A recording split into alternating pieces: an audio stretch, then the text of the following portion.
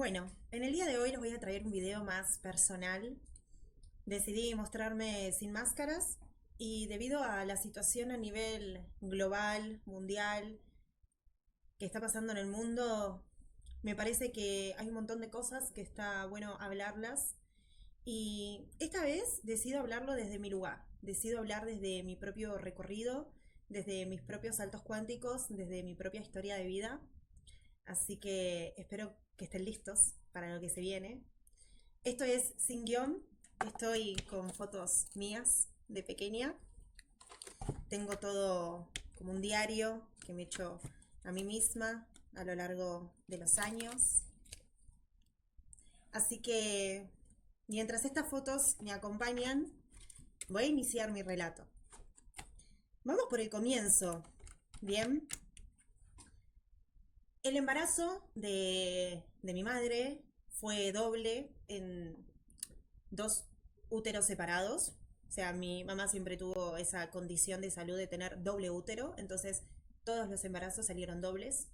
En un caso hubo unas siamesas que nacieron pegaditas, entonces al separarlas fallecieron las dos, que esas son las hermanas que tengo en el cielo que fallecieron antes de mí. Y después yo tengo dos hermanos más grandes que también tuvieron partos dobles, por así decirlo, pero el otro feto se perdió en el proceso o en el nacimiento. Hay muchas cosas ahí que no entendí muy bien porque a mi mamá le angustia hablar de estas cosas. Entonces, este tipo de información lo recapitulé a lo largo de los años. Principalmente me enfoqué en qué pasó en mi parto. Bien. Entonces les cuento, porque es muy interesante. En mi parto, por ejemplo, había dos humanos desarrollándose. Estaba yo y estaba otro bebé. Y en la ecografía yo no me veía. Se veía solamente a mi hermano, que se llama Mariano, si mal no recuerdo. Entonces, ¿qué pasó? Tenían todo listo para Mariano, típico de hacer baby shower y todo, entonces tener, pero todo listo, hasta cadenitas de oro, con el nombre grabado en chapa, todo, ropita celeste, en fin. Entonces, ¿qué pasa? Llega el día del parto, yo nazco el 25 de enero de 1994, entonces en ese momento mi mamá no sabía que era un parto doble, porque la ecografía de aquel momento yo no me veía, se veía solamente un varón. Entonces, en el momento en el que rompe bolsa, el varón se pierde, se desprende, no llega a nacer, que será Mariano. Y bueno, mi mamá con toda la angustia llega al hospital y dice, no, ya está, ya lo perdí, ya, listo, ya está. Entonces el obstetra le dice, no, mirá, estás en trabajo de parto todavía. Y es una nena. Y ahí nací yo. Entonces me parece que es muy relevante esta historia porque siempre se habla desde las heridas inconscientes que también se generan en este prenatal, ¿no? En este periodo de puerperio antes del nacimiento. Entonces, digamos, de ahí nace mi historia. ¿Bien? Yo nací con la cadera descaderada y me pusieron como un arnés para que, digamos, tenga todo en su lugar. Y, digamos, si bien no tengo recuerdos, cuando miro las fotos hay algo como que se moviliza, pero como que no tengo imágenes, sino que tengo sensaciones. Bien. Pero bueno, después voy a volver a este tema del nacimiento, para que entiendan por qué se los cuento. Bien. Después mis primeros recuerdos importantes en esta historia de vida que les vengo a contar es sobre la depresión que tuve desde muy chica. Yo sufrí depresión estando en sexto grado de primaria. Entonces tenía alrededor de unos 10 años, más o menos, 10 11 años. Y la realidad es que yo no sabía lo que era la depresión. Yo sí sabía que me sentía muy sola.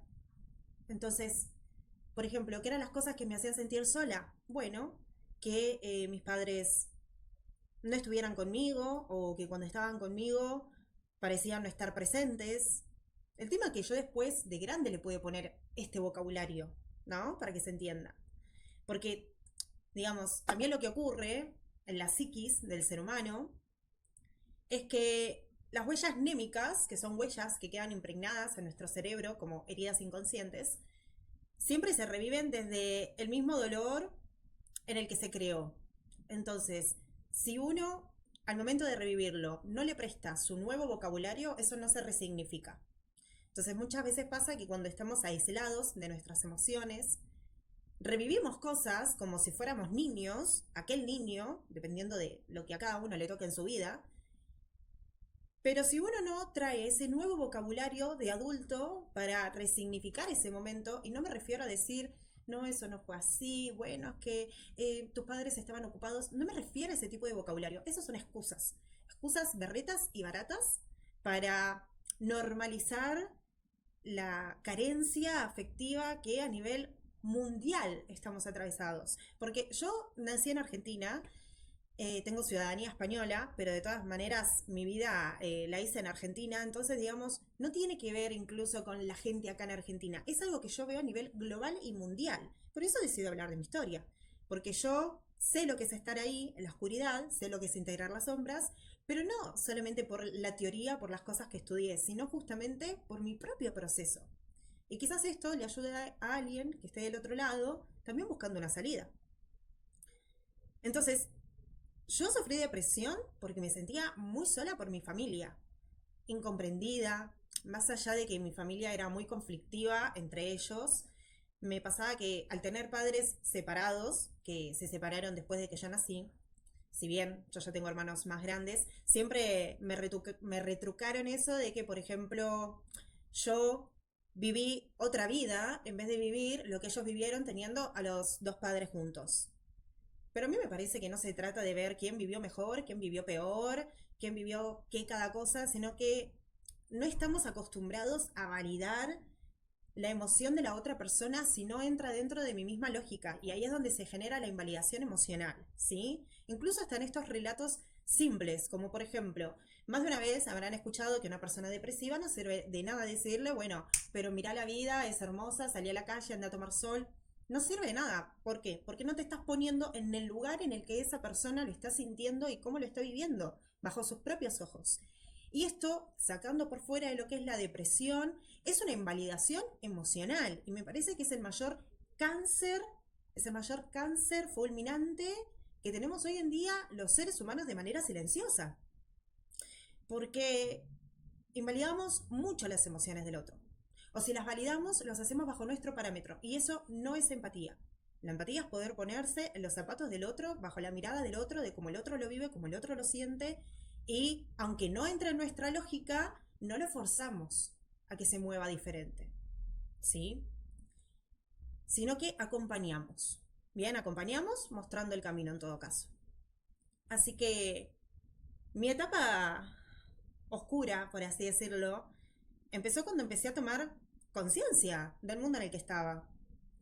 ¿Por qué digo esto? Porque primero lo empecé a ver desde más chica todavía, empecé a ver irregularidades, además de mi familia, lo empecé a ver en familiares que yo no veía tan seguido. Una cosa es observar cuestiones dentro del núcleo familiar que uno se sostiene, pero a mí me pasaba, por ejemplo, que los fines de semana iba a la quinta de mi abuela y ahí notaba también toda una dinámica que a mí me generaba ruido y no sabía qué era. Y era justamente esta desconexión emocional que entre todos hay, incluso de mi abuela hacia mí. Entonces, en el momento en el que me empecé a dar cuenta de que más bien yo era como el trofeo de mi abuela para mostrar que tenía una nieta, en vez de interesarse por lo que la nieta quería en cuanto a sus gustos o deseos o aspiraciones, que uno puede ser, bueno, pero sos niño, ¿qué tanto podés aspirar o desear o decidir qué te gusta y qué no te gusta? Y mucho. El tema es que no nos detenemos a escuchar a los niños. ¿Sí? Por eso también la depresión en realidad tiene mucho origen, sobre todo en estas etapas de infancia. Porque mucha gente lo que hace es vivir cosas y directamente hace palo y a la bolsa. Entonces, sigue adelante, ¿no? Giro y sigo, giro y sigo. Entonces, ahí es donde uno queda atrapado en esta autoexigencia de hacer, hacer, hacer, hacer, hacer. Y después te encontrás con situaciones en la vida que te sentís totalmente desamparado y no te acordás porque no te conectás con esa parte tuya. O si te acordás, quizás no tenés las herramientas para enfrentarlas. Entonces, yo les cuento esta historia porque hubieron momentos en los que yo no encontré salida y hubieron momentos en los que sí. Así que bueno, ya me estoy emocionando de recordar esos momentos en los que no vi la salida. Pero bueno, retomando, me pasaba que notaba esas actitudes en mi abuela, en la gente. Incluso también me pasó una anécdota que yo no recuerdo, que mi vieja me contó una vez, que yo directamente corté toda la foto de jardín porque no me gustaba la profesora y me sorprende cómo eso lo tomaron como simplemente una anécdota en vez de pensar por qué es que no me gustaba la profesora. Nadie se preguntó cómo me trataba esa profesora. Nadie averiguó cómo eran mis emociones, de por qué había tomado el acto de cortar una foto grupal porque no me gustaba una persona que estaba ahí. O sea, los signos estuvieron ahí. Lástima que mi familia no lo supo ver. Por ejemplo, una foto de Navidad. Mi carita, no sé si ahí enfoca mejor. No estoy feliz. No estoy feliz. Y cuando empiezo a mostrarme feliz, me doy cuenta que es fingido. Y esto lo puedo hacer ya desde mi postura de soberana, mirando esas fotos de pequeña y digo, wow, cómo desde tan chiquita aprendí a ponerme una máscara. Y cómo mucha gente hoy en día que tiene algún padecimiento también aprendió a ponerse una máscara desde pequeños. Yo por eso con mis clientes, como un ejercicio, también siempre les recomiendo que se conecten con su niño interior, con fotos, con recuerdos, videos, que le escriban cartas a su propio niño interior, porque en realidad uno sigue siendo la misma persona a lo largo de la vida. Entonces, si uno sigue la vida, ¿no? Por ejemplo, año nuevo, vida nueva, ¿no? Lo que todo el mundo dice cuando empieza un año. Si realmente no te reinventás en base a lo que fuiste, si no te mirás, si no te integrás, si no, digamos, te traes de ese pasado al presente, te desconectás y no reconoces que son la misma persona. Y ahí es donde el ego y la disociación y este personaje de supervivencia que tanto nombro en mis contenidos se instala como tu único ser. Que en otros lados lo van a escuchar como el falso self, el falso yo. Bueno, es una careta, es una máscara. Entonces yo desde muy chica aprendí a ponerme una máscara, sin antes saber que me sentía mal.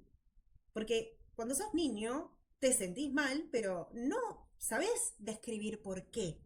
O sea, no tenés el vocabulario. Y menos si tu familia no te lo presta. Entonces, volviendo al orden cronológico de la situación, yo me di cuenta de que estaba sufriendo depresión a los 10 años cuando realmente no paraba de llorar, de sentirme mal. Y me acuerdo que en séptimo grado, que yo tenía unos 11 años, 12, no más que eso,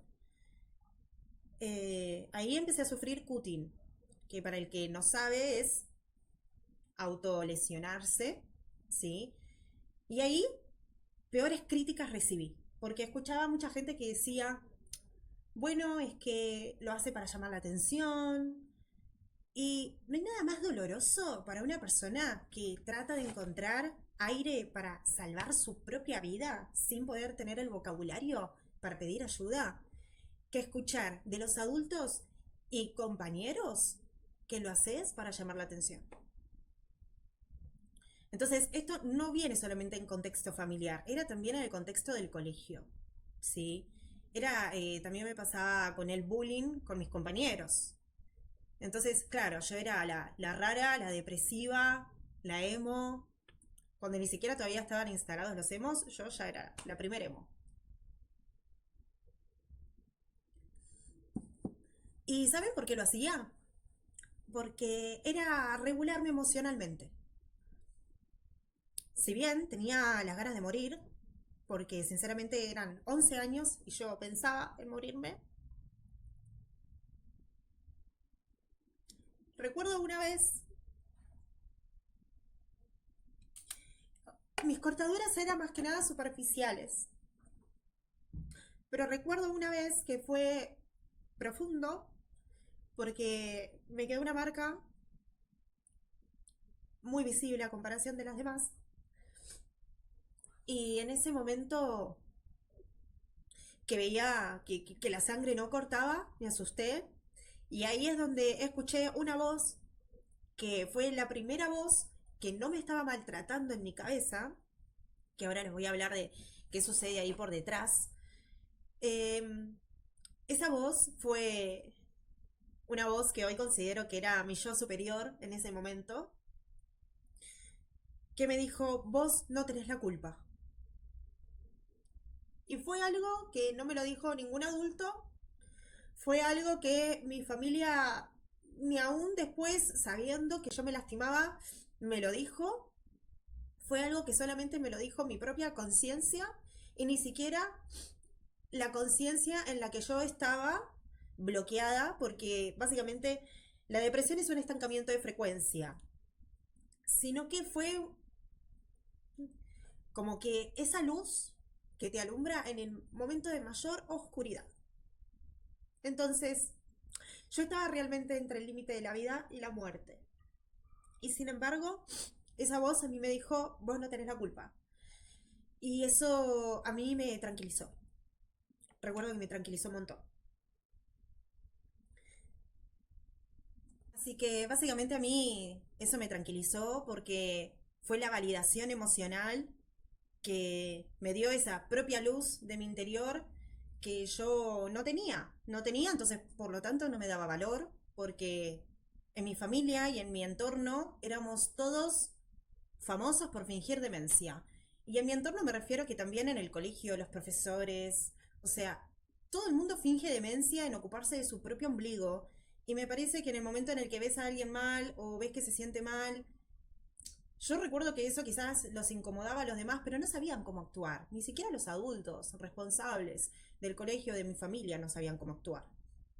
Entonces, digamos, pasar por esos momentos de tener tu energía tan estancada, que no fluya y de no encontrarle sentido a la vida y todo, no es fácil, no es fácil, yo lo sé, porque mi depresión me acompañó como hasta mis 18 años. O sea, en la adolescencia, digamos, tuve subidas y bajas, fui a terapia, no porque mi familia quisiera verme mejor, sino porque yo necesitaba sentirme mejor. De hecho, lo que sucedió cuando mi familia se enteró de que yo sufría cutting, mi mamá me sentó en la mesa, fría, como es ella, porque es narcisista, de manual, y en vez de ponerse a indagar cómo me sentía yo, me empezó a contar de sus propios problemas. Y yo tenía 12 años y lo que necesitaba era empatía o necesitaba esa variación emocional y lo que escuchaba era cómo yo tener que ser la salvadora de mi vieja, básicamente. Entonces, esto como para también darnos cuenta de que cómo hablamos con la otra persona, desde qué lugar va a influir, va a influir. Entonces, si nos quedamos mirando nuestro propio ombligo, no estamos teniendo ese contacto emocional con el otro, que si bien no hay que buscar validación afuera, eso uno lo aprende de grande, pero cuando vas creciendo, sobre todo para los que sean padres o los que tengan nietos, sobrinos, o sean maestros, o cualquier rol que, digamos, sea familiar directo tuyo, ¿no? Pero que estés en contacto con los niños siempre están buscando la aprobación porque todavía no tienen su valor instalado. Su cerebro se está desarrollando. Entonces, por eso es que se forma esta máscara de fingir que está todo bien, esta máscara que yo noto en mis fotos, que aprendí que en el momento en el que se me iba a sacar una foto yo tenía que mostrar que estaba bien, porque ese era un recuerdo que iba a quedar. Y no importaba si yo estaba triste, no importaba cómo me sentía, yo tenía que sonreír. Entonces el famoso giro y sigo, ¿no? Eh, Como de fingir estar bien. Así que bueno, volviendo al tema de mi terapia, yo inicié tratamiento a los 13 años. Lo que pasó es que yo después inicié el secundario y siempre como protocolo cuando iniciás secundario en algún lado, bueno, se te hace una evaluación de test psicológicos y demás. Y yo recuerdo que lo hice todo mal. No tuve la intención de hacerlo bien. O sea, lo hice todo mal a propósito.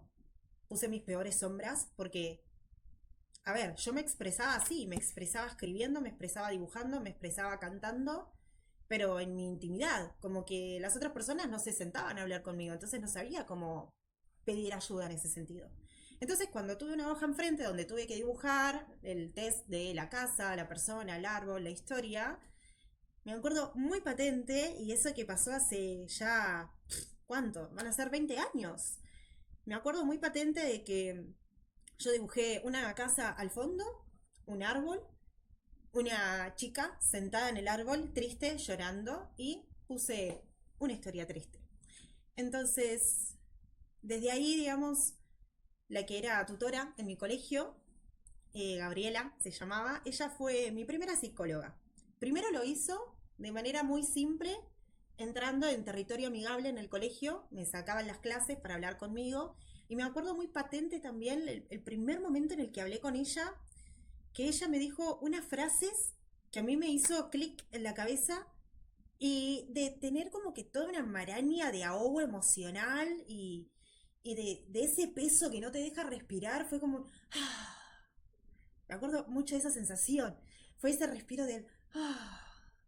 Y eso es lo que siente el psiquismo cuando empieza a dejar de meter resistencia o dolor en una experiencia. Entonces fue... Y ahí yo la miré y dije, ¿y vos qué sos? ¿Quién sos? O sea, te llamas Gabriela, pero ¿qué sos? ¿Qué estudiaste? ¿Qué? Y me dijo, yo estudié psicología. ¿Psicología? Y me dice, sí, estudias la conducta humana. Y yo ahí dije, ya está, con esto voy a poder entender por qué el mundo está tan mal como está. Así que eso me lleva un poco a mi presente, ¿no? Yo no me hice psicóloga para que este mundo sea mejor. Me hice psicóloga para los incomprendidos, para los que estuvieron en el mismo lugar en el que estuve yo. Después, bueno, todo mi trayecto como psicóloga donde aprendí otras cuestiones, que la psicoterapia no es para mí, por eso ahora me pasé como mentora ya hace un tiempo, que trabajo como mentora de soberanía. Pero ahí fue el granito de arena que a mí me impulsó a estudiar psicología, que básicamente, viéndolo desde ahora, noto que fue la ruta guiada por mi yo superior, para tener mi vida con propósito. Pero bueno, les quiero compartir, volviendo a mi infancia, una carta que yo me hice a mí misma en un momento de mucha limpieza, porque tanto de la depresión como de cualquier malestar emocional, porque todo lo que pase tanto a nivel psicológico o corporal, la emoción está ahí. Siempre están los tres juntos, ¿sí? La emoción, el cuerpo, el psiquismo, la mente. Son tres mosqueteros que siempre están juntos, la tríada cognitiva de Aaron Beck.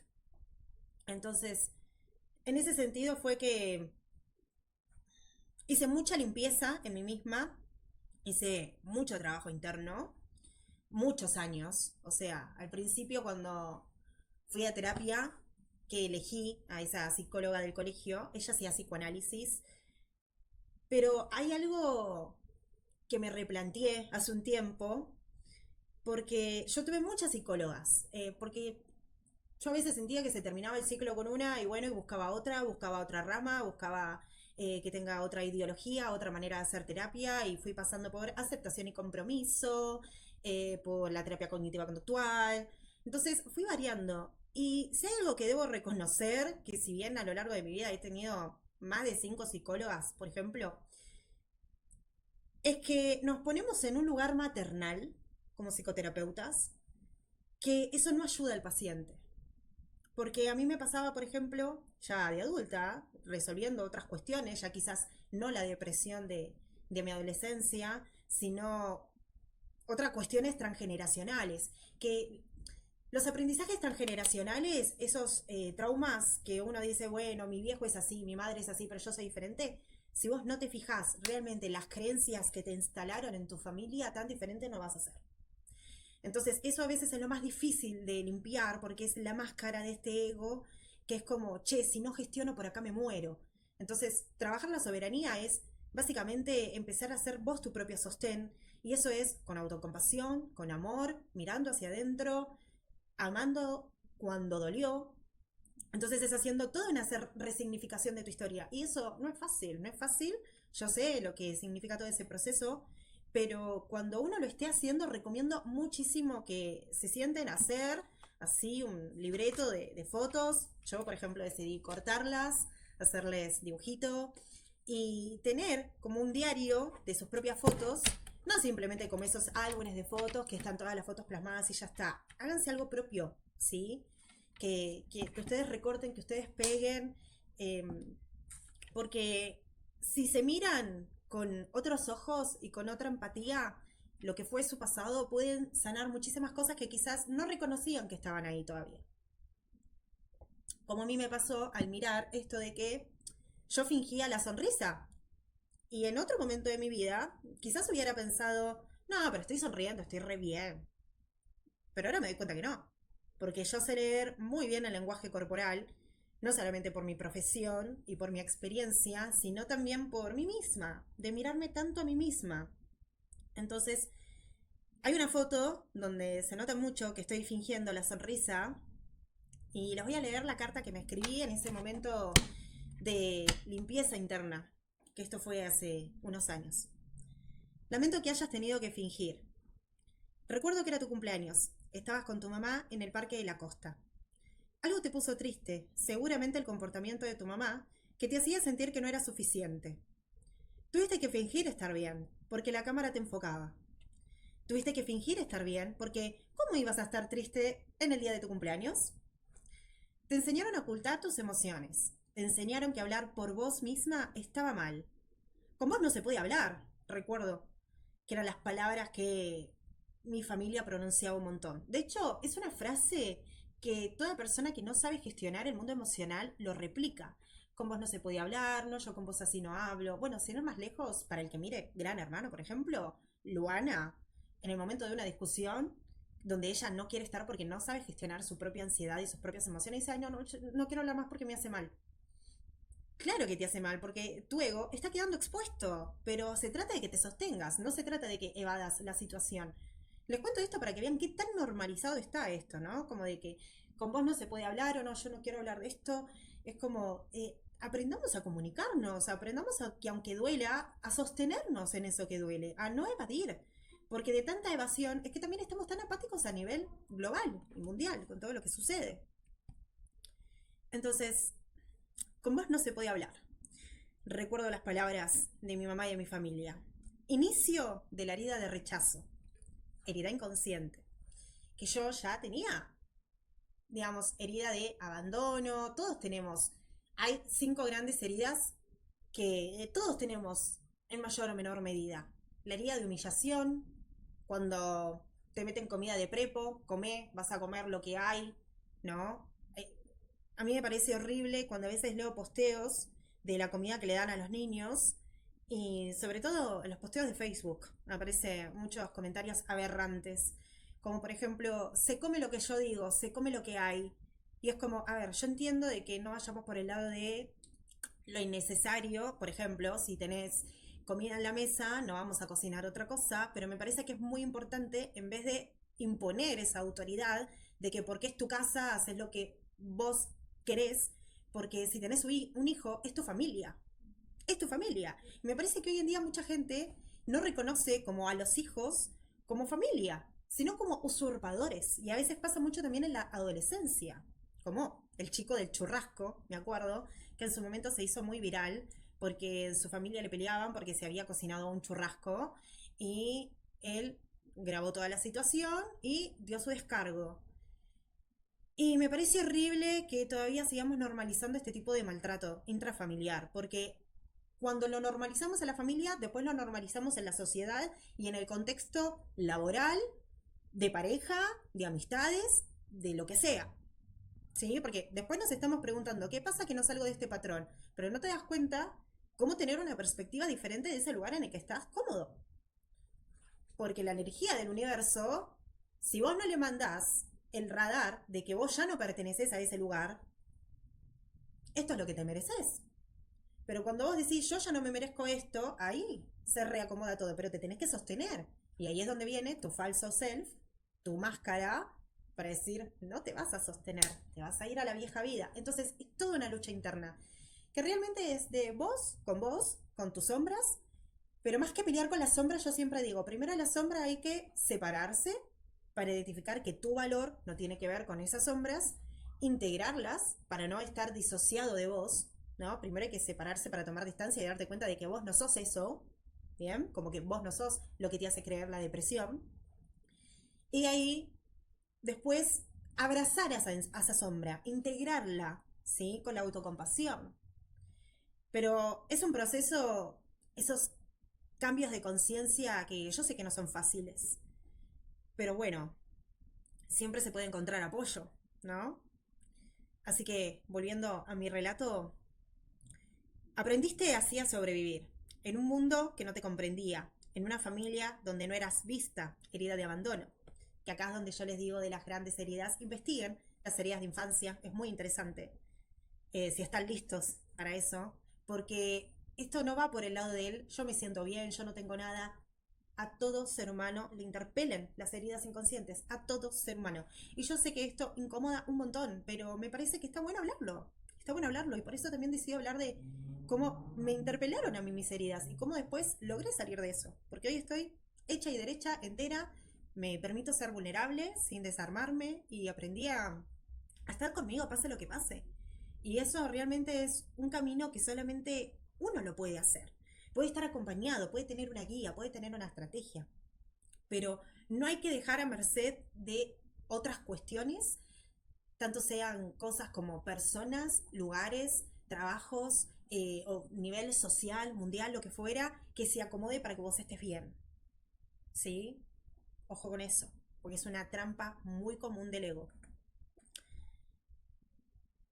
Entonces, después de mencionar esta herida de abandono en este relato donde digo, no eras vista, porque no tiene que ver con ser la más pequeña de la familia, sino que tenía que ver con que mis emociones no eran vistas. O sea, a mí nunca me faltó un plato de comida ni nada de eso, pero me parece que el mundo está dejando a merced de la salud mental, a merced de las personas que hagan lo que puedan con su salud mental y no nos estamos fijando cómo nosotros interferimos en esa salud mental. ¿Sí? En el desarrollo de los niños o en el desarrollo nuestro de nuestra propia vida como soberanos. ¿Qué estamos haciendo con nuestra propia salud mental? Porque la salud mental está arraigada con la física, o sea, con los síntomas que pasan en nuestro cuerpo, está arraigada con toda esta salud emocional para ya no estar apáticos, para no ser evitativos, para no fingir demencia, para no estar cómodos en el zapping constante o en estar ocupados todo el tiempo en esta trampa del hacer, sino que, bueno, es una transformación, ¿no? Que hay que sobrellevar. Pero hoy, que te cuido como tu adulta interior, te puedo decir que vos no tenías la culpa. Vos no tenías que creerte lo que te dijeron, ni tampoco tenías que rechazar tus emociones. No eras difícil de entender. Es que eran demasiados inmaduros emocionalmente para entenderte, para escucharte, para cuidarte. Hoy, a mis 31 años, te cuido yo. Lamento que hayas tenido que fingir estar bien, pero esa supervivencia se acabó, mi reina. Esto lo escribí en el 2025 y bueno, al pie de página de esa foto puse lamento que hayas tenido que fingir. Y acá se me nota que ya no me queda energía para fingir más nada. Esto es de ese día del cumpleaños en el Parque La Costa. Bien, ahí se va a ver mejor. No tengo energías de fingir nada de estar bien. Así que bueno, así pasé mi adolescencia con mi personaje de supervivencia. Aprendiendo un montón de constructos que hoy en día la mujer está tratando de erradicar, como esto de ser útil. Hace poco hablé en mi perfil sobre esto de que hay patrones que tenemos que soltar, que tenemos que dejar ir, como esta idea de que el hombre puede hacer de su tiempo lo que quiera, pero la mujer tiene que estar ahí disponible emocionalmente para cuando ese hombre se derrumbe, por ejemplo, o para sostenerlo. Y mientras más voy charlando de la vida íntima con mis clientes, me doy cuenta de que esto está normalizado a nivel global. Porque una cosa son la experiencia de unos pares, pero después, ya tantos años que ejerzo, me doy cuenta de que es algo global y que requiere de visibilidad. Entonces, empecemos a mirar en los patrones en los que estamos inmersos, porque muchas veces estamos en patrones que no cuestionamos, que nos hacen felices. Recuerdo una clienta que me había mencionado, bueno, de hecho lo que estábamos trabajando era sus problemas de apego, ¿no? Sus problemas para vincularse, no porque no pudiera vincularse, porque ella estaba en pareja, sino que el problema para darse su valor fuera del vínculo. Entonces, básicamente ella no tenía vida salvo lo que hacía con su pareja. Y ella tenía vida antes de estar en pareja, pero cuando se puso en pareja se olvidó de su vida. Y eso es un patrón, pero es un patrón que tenemos normalizado. Es un patrón donde estamos a veces corriendo detrás de la zanahoria para llegar a esa fuente de oro y no llegar nunca, porque lo que estás buscando no está afuera, lo que estás buscando está dentro tuyo.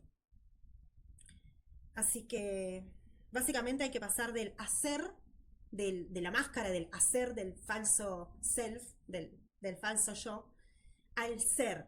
Y el ser tiene que ver con esta tu experiencia. Esto sos vos. Reconocerte. Me pasa hoy en día que trabajo con clientes que están muy disociados de su cuerpo y pretenden, por ejemplo, no tratarse con prejuicios, no tratarse feo, pretenden construir un amor propio sin tener contacto consigo mismos. Y eso no se consigue.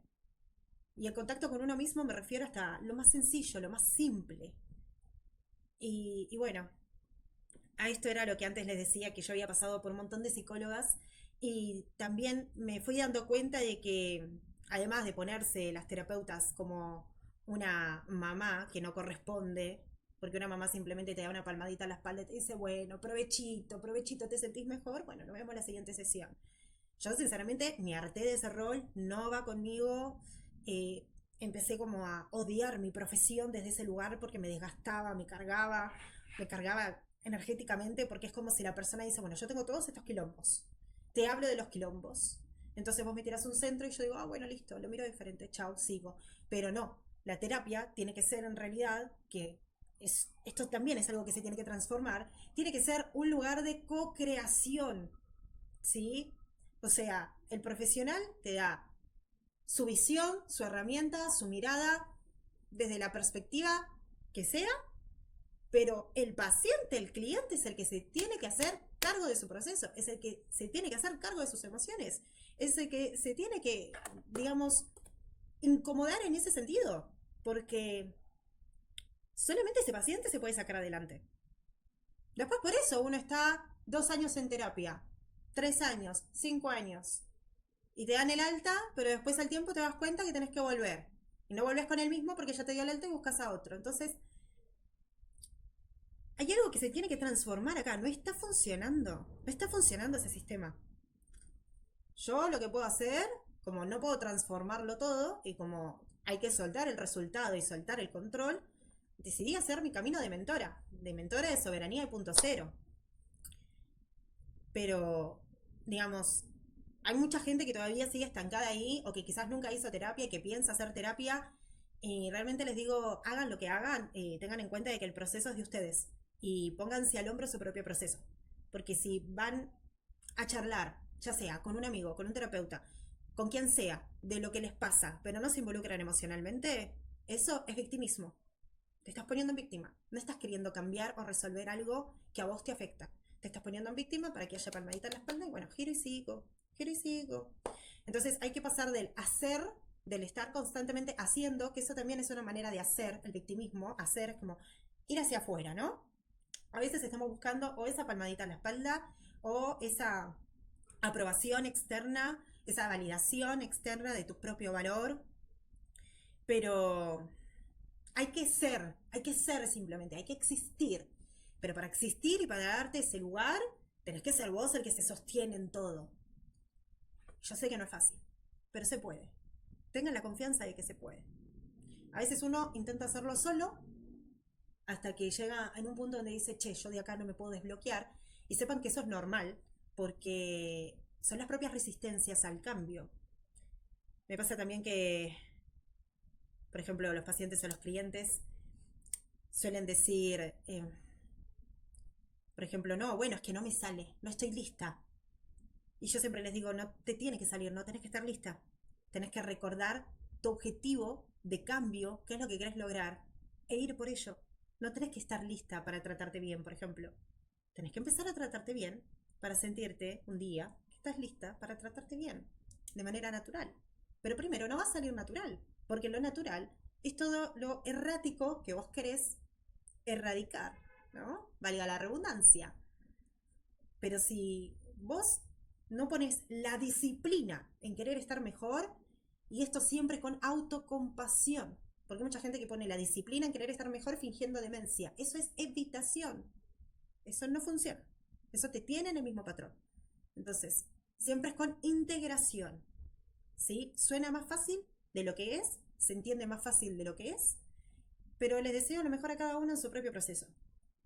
Así que, básicamente esta fue mi historia de cómo pasé por depresión, cómo salí de la depresión, básicamente reconociendo mi valor y reconociendo que no hay que estar en el afuera. O sea, no hay que estar mirando qué le pasa al otro, adivinar qué es lo que espera el otro de mí. En el momento en el que yo tomé las riendas de mi vida, sobre todo cuando me mudé de mi casa y elegí estudiar psicología por mérito propio, porque de hecho mi familia estaba en contra. De hecho, no voy a meter a todos en la misma bolsa. Cuando hablo de mi familia, hablo puntualmente de mi mamá y de mis hermanos. Pero mi papá, que era parte de mi familia, pero como estaban separados, bueno, mi papá fue el único que a mí me sostuvo. Y eso fue el rayito de luz, de sol, que yo tuve para seguir encontrando mi camino. Cuando yo quise ir a terapia, mi viejo me ayudó. Cuando yo necesitaba hacer algún deporte, porque, no sé, quería aprender a defenderme, hice boxeo, quería hacer otro tipo de actividades, mi viejo me apoyó. Cuando mi mamá, por ejemplo, quería que yo vaya a un colegio que a mí no me gustaba, pero ella me obligaba a ir porque era más barato y más económico, pero a mí no me gustaba porque no me llevaba con mis compañeros y era básicamente pasar un martirio por... ¿Cuántas horas son las del colegio? ¿4? ¿5 horas? Depende después si tenés doble turno. Bueno, saquen sus cálculos. Era un martirio. Y ahí es donde nos acostumbramos al sacrificio. Entonces, en el momento en el que yo tomé las riendas de mi vida y dije, no me sacrifico por más nadie, reconozco mi valor, que estoy partida al medio, sí, pero me voy a rearmar, cueste lo que cueste, yo puse mi objetivo en marcha y ahí fui. Y ahí fui. Me costó lo que me costó. Porque por un montón de veces, por un montón de tiempo, reaccionaba desde un lugar inconsciente que a mí no me gustaba. Y yo tenía que mirarme a mí misma y decir, no me gusta ser así, no quiero ser así, no quiero ser así. Entonces, ahí es el momento donde solo vos tenés la capacidad para transformarlo. Pero no le des eso a otra persona. O sea, no se lo des a tu terapeuta, como diciendo, bueno, toma, transfórmalo vos. Decime vos qué hago con esto. Porque a veces uno también se queda cómodo como diciendo, bueno, vos sos el profesional, a ver, hacelo vos. No, no, no. Yo soy como el doctor. Yo te digo lo que te pasa, te muestro tu síntoma, qué enganche tiene, y resolvamos juntos. Pero vos tenés que poner el cuerpo. Vos tenés que poner el cuerpo para la situación. Se me sale el ganchito de la lapicera. Así que ponerle el cuerpo a la situación no es fácil, pero realmente es la única manera. La única manera de empezar a reconocer el valor propio. Así que hagan menos afuera, esfuércense menos en el afuera y métanse mucho aquí adentro. Dale, nos vemos.